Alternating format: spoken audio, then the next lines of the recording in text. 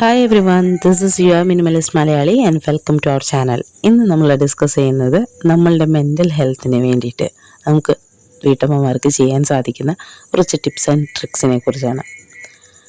നമ്മളുടെ mental health എന്ന് പറയുന്നത് ഏറ്റവും ഇമ്പോർട്ടൻ്റ് ആണ്. ബിക്കോസ് നമ്മളും ഒരു as A family, husband and വൈഫിൻ്റെ മെൻ്റൽ ക്ലാരിറ്റി ആ കുടുംബത്തിൻ്റെ മൊത്തം പ്രതിച്ഛായ തന്നെയാണ്. നമ്മുടെ കുടുംബത്തിന് ഒരു വാല്യൂസ് ഉണ്ടാവണം. അതുപോലെ തന്നെ ആ കുടുംബം നല്ല ഡിസിപ്ലിൻഡ് ആയിട്ട് നല്ല സമൂഹത്തിനും കുടുംബത്തിനും കൂട്ടുകാർക്കും എല്ലാവർക്കും നല്ല മാതൃകയാവണമെങ്കിൽ ആ വീട്ടിലുള്ള അമ്മയുടെയും അച്ഛൻ്റെയും സ്വഭാവം പോലെ ഇരിക്കും ആ വീട്ടിൽ വളരുന്ന കുഞ്ഞുങ്ങളുടെ സ്വഭാവം. അച്ഛനമ്മയും ശാന്തസ്വരൂപരാണ്, സൗമ്യ സ്വരൂപരാണ്, അല്ലെങ്കിൽ അവർ സംസാരിക്കാനും മറ്റുള്ളവരോട് പെരുമാറാനും എല്ലാം കാം ആൻഡ് ക്വയറ്റ് ആണെങ്കിൽ കുഞ്ഞുങ്ങളും അതുപോലെ തന്നെയാണ്.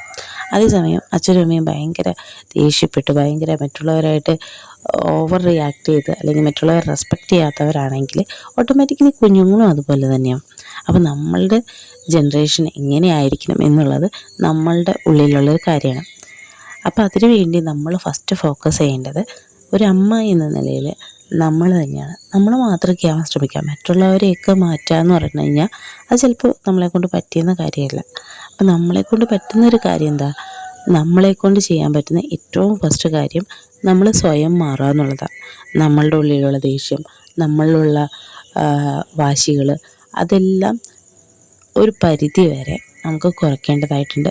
ഒരു മെൻ്റൽ ക്ലാരിറ്റി നമുക്ക് വേണം. മറ്റുള്ളവർ നമ്മളെ ഉപദേശിക്കാനും നമ്മളെ ഹെൽപ്പ് ചെയ്യാനും ഒക്കെ ഉണ്ടാവും. പക്ഷെ നമ്മളത് അക്സെപ്റ്റ് ചെയ്ത് നമ്മളത് നമ്മുടെ ജീവിതത്തിൽ ഇംപ്ലിമെൻ്റ് ചെയ്യുന്നത് വരെയാണ് അതിന് ഒരു പ്ലസ് പോയിൻ്റ് വരുന്നത്. ഇപ്പോൾ നമ്മളുടെ മെൻ്റൽ ക്ലാരിറ്റിക്ക് വേണ്ടിയിട്ട് നമ്മൾ ആദ്യം ചെയ്യേണ്ടത് ഒന്നാമത്തെ കാര്യം, you are the most important person. അതായത് നിങ്ങളുടെ ജീവിതത്തിൽ എത്രയൊക്കെയോ അച്ഛനുണ്ട്, അമ്മയുണ്ട്, ഭാര്യയുണ്ട്, ഭർത്താവുണ്ട്, മക്കളുണ്ട് എന്നൊക്കെ പറഞ്ഞാലും നമ്മുടെ ജീവിതത്തിൽ ദ മോസ്റ്റ് ഇമ്പോർട്ടൻറ്റ് പേഴ്സൺ അത് ഞാൻ തന്നെയാണ് എന്ന് മനസ്സിലാക്കുക. ആ തിരിച്ചറിവ് വരുമ്പോൾ നമ്മൾ നമ്മളെ തന്നെ കുറച്ചും കൂടി കൂടുതലായിട്ട് സ്നേഹിക്കാനും നമുക്ക് വേണ്ടി കുറച്ച് സമയം ചിലവഴിക്കാനും കണ്ടെത്തും. കാരണം എന്താണെന്നറിയുമോ അങ്ങനെ പറയുന്നത്? നമ്മൾ പലപ്പോഴും ഏറ്റവും നെഗ്ലക്റ്റ് ചെയ്യുന്നത് നമ്മളെ തന്നെയായിരിക്കും. ഫോർ എക്സാമ്പിൾ ഞാൻ പറയുകയാണെങ്കിൽ, നമ്മുടെ കുഞ്ഞുങ്ങളുടെ ജനനം അല്ലെങ്കിൽ ഒരു സ്ത്രീ എന്ന നിലയിൽ ഒരു അമ്മയായി കഴിയുമ്പോൾ നമ്മൾ പ്രതീക്ഷിക്കാത്ത ഒരുപാട് ഓവർ ബേർഡൻസ്, ഒരുപാട് ഉത്തരവാദിത്തങ്ങൾ ഇതെല്ലാം നമ്മൾ തലയിൽ വന്നുവിടും. പലരും എന്താ ചെയ്യുന്നത് വെച്ച് കഴിഞ്ഞാൽ ആദ്യമേ തന്നെ ഓക്കെ ഞാൻ ചെയ്തോളാം എന്നെക്കൊണ്ട് പറ്റും എന്ന് പറഞ്ഞ് നമ്മൾ ആദ്യമേ തന്നെ എല്ലാ കാര്യങ്ങളും എൻ്റെ മാത്രം ഉത്തരവാദിത്തമാണ് എന്ന് വിചാരിച്ച്, കാരണം നമുക്ക് മുന്നേ കിട്ടിയിരിക്കുന്ന മാതൃകകളും സ്ത്രീകളാണ് എല്ലാം ചെയ്യുന്നതായിട്ട് കണ്ടിട്ടുള്ളത്.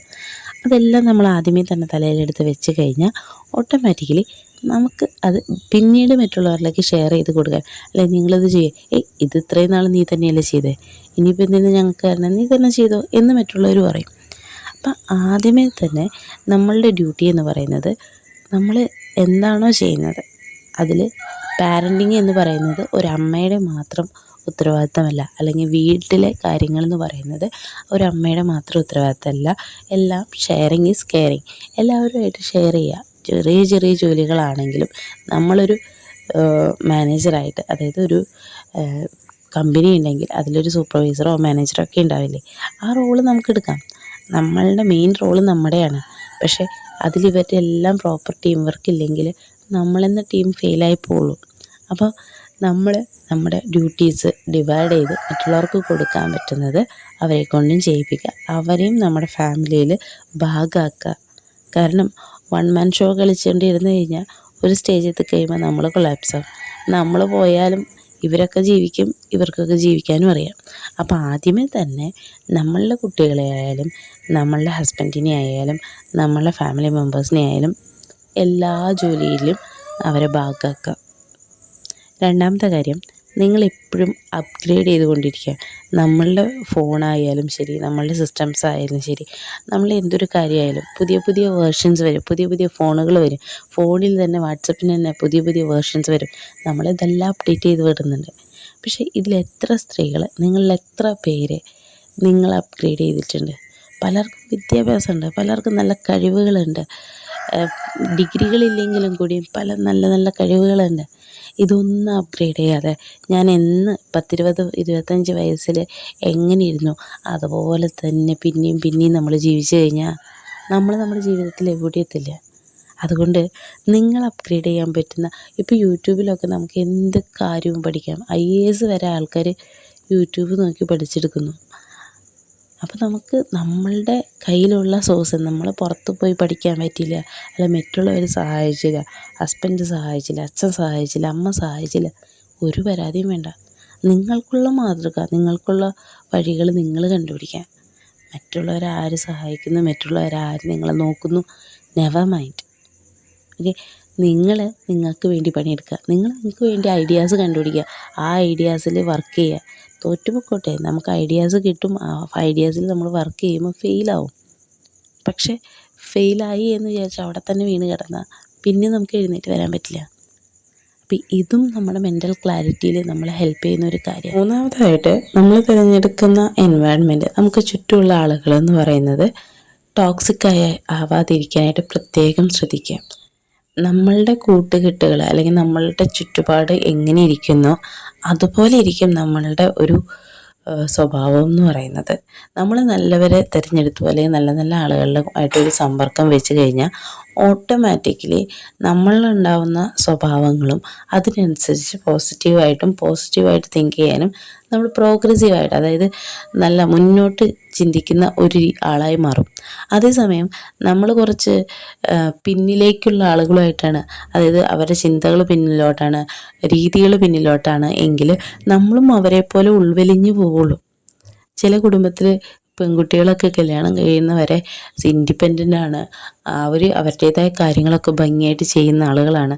അതേസമയം കല്യാണം കഴിഞ്ഞ് ചെല്ലുന്ന വീട്ടിൽ വലിയ ഫ്രീഡമൊന്നുമില്ല. ചിലപ്പോൾ 19 കൊല്ലം പിന്നിലേക്കാണ് അവർ ജീവിക്കുന്നതെങ്കിൽ 1-2 വർഷം കഴിയുമ്പോഴേക്കും നിങ്ങൾ ആ കുട്ടിയായിട്ടൊന്ന് സംസാരിച്ച് നോക്കൂ.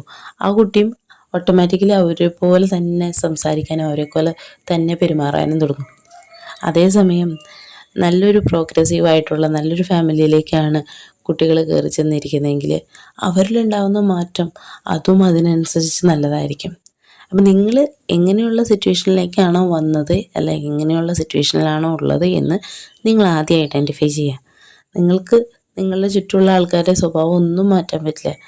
പക്ഷേ ആരിൽ നിന്ന് എന്ത് കാര്യങ്ങൾ ഉള്ളിലേക്ക് എടുക്കാം, ആർക്ക് എന്ത് കൊടുക്കണം എന്നുള്ളത് അത് നിങ്ങളുടെ കയ്യിലുണ്ട്. നിങ്ങൾ ഒരുപാട് ഇൻസൾട്ട് ചെയ്യുന്ന ഒരു ഹസ്ബൻഡാണ്, അല്ലെങ്കിൽ ഒരുപാട് ഇൻസൾട്ട് ചെയ്യുന്ന ഒരു ഇൻലോസാണ് നിങ്ങൾക്കുള്ളതെങ്കിൽ നിങ്ങളുടെ കാര്യങ്ങൾ അവിടെ ഷെയർ ചെയ്യുന്നത് നിർത്തുക. നമ്മളവരുമായിട്ട് നമ്മളുടെ ചിലപ്പോൾ അവർ പ്രോപ്പറായിട്ട് നമ്മളെ ഹെൽപ്പ് ചെയ്യില്ല. അവർ നമ്മൾ ചെയ്യുന്നത് നമ്മളെ ഉള്ള എനർജിയും കൂടി ഇല്ലാണ്ടാക്കി കളയുന്ന ആളുകളുണ്ട്.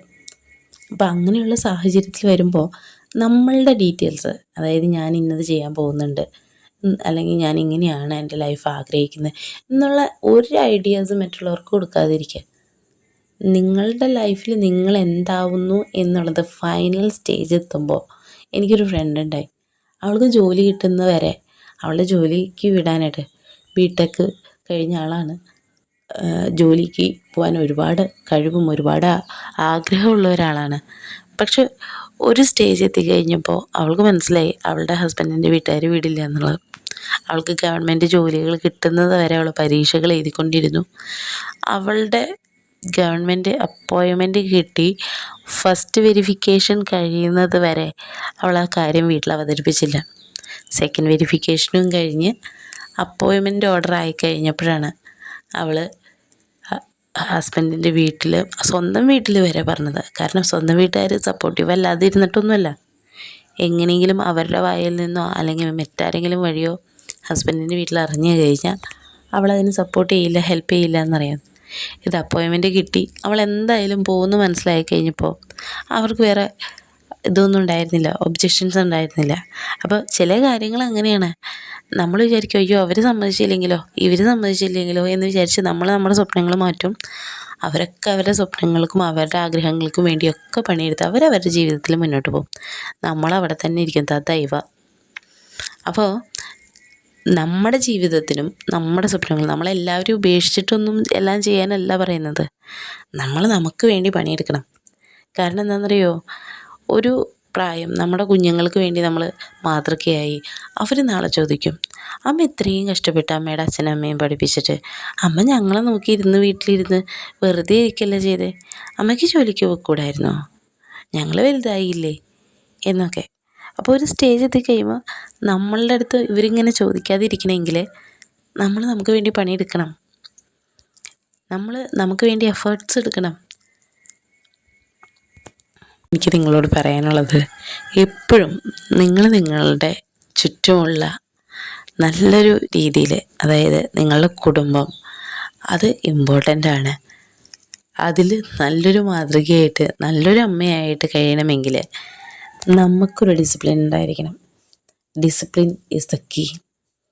കാരണം നമ്മളൊക്കെ തോന്നുന്ന പോലെ തോന്നുന്ന സമയത്ത് തോന്നുന്ന രീതിയിൽ ഫോൺ കണ്ടും അല്ലെങ്കിൽ കുറ്റങ്ങൾ പറഞ്ഞും കൂട്ടുകാരികളായിട്ട് അടിച്ചു പൊളിച്ച് നടന്ന് നമ്മൾ ജീവിതത്തിൽ സമയം കളഞ്ഞു കഴിഞ്ഞാൽ നമ്മളുടെ നല്ല സമയം അത്. അതായത് ഈ പ്രായത്തിൽ നമ്മൾ നല്ല സമയത്ത് എന്തെങ്കിലുമൊക്കെ പ്രൊഡക്റ്റീവായിട്ട് നമുക്ക് വേണ്ടിയിട്ട് നമ്മൾ ചെയ്തില്ലെങ്കിൽ നമ്മൾ ഇരിപ്പായി പോകുന്നൊരു കാലം വരും. ആ കാലത്തിൽ നമുക്കൊന്നും ഉണ്ടാവില്ല. നമുക്ക് ചുറ്റുമുള്ള എല്ലാവരെയും സന്തോഷിപ്പിച്ചുകൊണ്ട് നമുക്ക് ജീവിക്കാൻ പറ്റില്ല. നമ്മൾ നോ പറയേണ്ടടുത്ത് നോ പറയുക. ഇനി പറയുന്ന കാര്യങ്ങൾ എൻ്റെ ജീവിതത്തിൽ ഇംപ്ലിമെൻറ്റ് ചെയ്യാൻ പറ്റില്ല, അല്ലെങ്കിൽ മറ്റുള്ളവർക്ക് ഡിസിഷൻ എടുക്കാനും മറ്റുള്ളവർക്ക് കളിക്കാനും ഉള്ളതല്ല നമ്മുടെ ലൈഫ്. നമ്മൾ പെൺകുട്ടികൾ പലപ്പോഴും നമ്മുടെ ജീവിതത്തിൽ നോ പറയാൻ പറ്റാത്തത് കൊണ്ട് തന്നെ ഒരുപാട് പ്രശ്നങ്ങളിലൂടെ കടന്നു പോകാറുണ്ട്. നിങ്ങൾ ആളുകളെ നിർത്തേണ്ട രീതിക്ക് നിർത്തേണ്ട സമയത്ത് നിർത്തുക.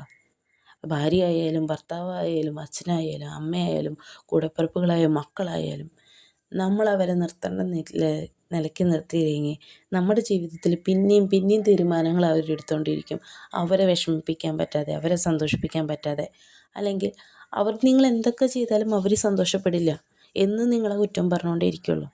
അതേസമയം നമുക്ക് വേണ്ടി നമ്മൾ തന്നെ പണിയെടുക്കുക, നമുക്ക് വേണ്ടിയുള്ള ഡിസിഷൻസ് എടുക്കാനുള്ള ഒരു കഴിവ് നേടിയെടുക്കുക. ഇത് പറ്റില്ല, ഇതെൻ്റെ ജീവിതത്തിൽ ഇംപ്ലിമെൻറ്റ് ചെയ്യാൻ പറ്റില്ല എന്ന് ധൈര്യമായിട്ട് പറയാനായിട്ട് വേണ്ടതുണ്ട്. നമ്മുടെ ജീവിതത്തിലെ ഡിസിഷൻസ് നമ്മളെടുക്കാൻ പഠിക്കുന്നതോടൊപ്പം തന്നെ മറ്റുള്ളവരുടെ ജീവിതം വെച്ച് കളിക്കില്ല എന്നൊരു പ്രതിജ്ഞ കൂടി നമുക്ക് വേണം. നമുക്ക് നമ്മുടെ ജീവിതത്തിൽ വേണ്ടത് ഒരു മെൻ്റൽ ക്ലാരിറ്റിയാണ്. ഞാൻ ഇന്നത് ചെയ്യാൻ പോകുന്നു, എനിക്കിതാണ് വേണ്ടത് എന്നൊരു മെൻ്റൽ ക്ലാരിറ്റി നിങ്ങൾക്ക് ലഭിച്ചു കഴിഞ്ഞാൽ നിങ്ങളുടെ ജീവിതത്തിൽ സൂപ്പർ ഡൂപ്പർ ഹിറ്റായിരിക്കും. നമ്മളുടെ ജീവിതത്തിൽ നമ്മളുടെ കുട്ടികൾക്ക്, നമ്മളുടെ കുടുംബത്തിന് നമുക്ക് എന്ത് വേണം എന്നുള്ളത് നമ്മളാണ് തീരുമാനിക്കേണ്ടത്. അതേസമയം നമുക്ക് ചുറ്റുമുള്ള നെഗറ്റിവിറ്റീനെ എല്ലാം പ്ലീസ് ചെയ്ത് എല്ലാവരെയും സന്തോഷിപ്പിച്ച്, അയ്യോ എൻ്റെ അച്ഛനാണല്ലോ, എൻ്റെ ഹസ്ബൻഡാണല്ലോ, എൻ്റെ കുട്ടികളാണല്ലോ എന്ന് പറഞ്ഞ് എല്ലാവർക്കും വേണ്ടി ജീവിക്കാൻ നിന്ന് കഴിഞ്ഞാൽ പൊന്നു സുഹൃത്തുക്കളെ, നമ്മുടെ ജീവിതം കോഞ്ഞാട്ടയോ. അതുകൊണ്ട് നിങ്ങളുടെ ലൈഫിന് നിങ്ങളുടെ ക്ലാരിറ്റിയോടുകൂടി നിങ്ങൾക്ക് എന്താണ് വേണ്ടതെന്നൊരു ലിസ്റ്റ് ഉണ്ടാക്കുക. നിങ്ങളുടെ സ്വപ്നങ്ങൾ എന്താണെന്നുള്ള ലിസ്റ്റ് ഉണ്ടാക്കുക. ഇതിലെത്ര പേർക്ക് ലക്ഷ്യങ്ങളുണ്ട്, എത്ര പേർക്ക് ആഗ്രഹങ്ങളുണ്ട്. എന്നോട് ഒരിക്കൽ ഒരു അമ്മ പറഞ്ഞത്, എനിക്ക് ഗുരുവായൂരപ്പനെ തൊഴണമെന്ന് ഭയങ്കര ആഗ്രഹമായിരുന്നു മോളെ, പക്ഷെ ഒരിക്കലും നടന്നില്ല. എന്താ അമ്മയെന്ന് ചോദിച്ചപ്പോൾ പറഞ്ഞെന്താണെന്നറിയോ, എനിക്കതിനുള്ള നേരം കിട്ടിയില്ല. നേരം കിട്ടാതെ ഇരുന്നതാണോ അതോ അമ്മ അതിനു വേണ്ടി ശ്രമിക്കാതിരുന്നതാണോ? ഇത് തന്നെയല്ലേ നമ്മളുടെ ചുറ്റുമുള്ള എല്ലാവരുടെയും അവസ്ഥ. കുടുംബം, കുട്ടികളെന്നൊക്കെ ചിന്തിച്ച് എല്ലാം വേണം, എല്ലാവരും വേണം എന്ന് ചിന്തിച്ച് നമുക്കൊരു പ്രയോറിറ്റി ഇല്ലാതെ വരുമ്പോഴാണ് നമുക്ക് നമ്മുടെ സ്വപ്നങ്ങൾക്ക് വേണ്ടി സമയം കണ്ടെത്താൻ കഴിയാതെ വരുന്നത്. നിങ്ങളുടെ ലക്ഷ്യങ്ങൾ എന്താണോ അത് എഴുതി വെച്ച് അതിനു വേണ്ടി നന്നായിട്ട് പണിയെടുത്ത് കഴിഞ്ഞാണ്ടല്ലോ നമ്മൾ ആ ലക്ഷ്യത്തിലെത്തും. മൈ ഡിയർ ലേഡീസ്, നിങ്ങളുടെ ജീവിതത്തിൽ ആഗ്രഹിക്കുന്ന ലക്ഷ്യങ്ങൾ എന്താണ്? നിങ്ങളുടെ മെൻ്റൽ ക്ലാരിറ്റിക്ക് വേണ്ടി നിങ്ങൾ എന്തൊക്കെ കാര്യങ്ങൾ ചെയ്യുന്നു എന്നുള്ളത് താഴെ കമൻറ്റ് ചെയ്യുക. ഈ വീഡിയോ ഇഷ്ടപ്പെട്ടിട്ടുണ്ടെങ്കിൽ ലൈക്ക് ചെയ്യാനും ഷെയർ ചെയ്യാനും സബ്സ്ക്രൈബ് ചെയ്യാനും മറക്കരുത്. Thank you. This is your minimalist Malayali.